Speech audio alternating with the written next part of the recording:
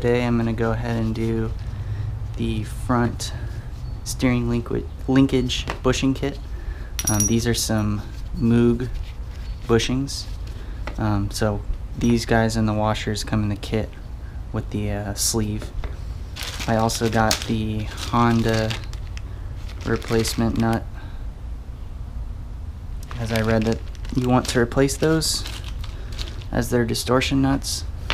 You're going to need a 17 millimeter and a 14 millimeter.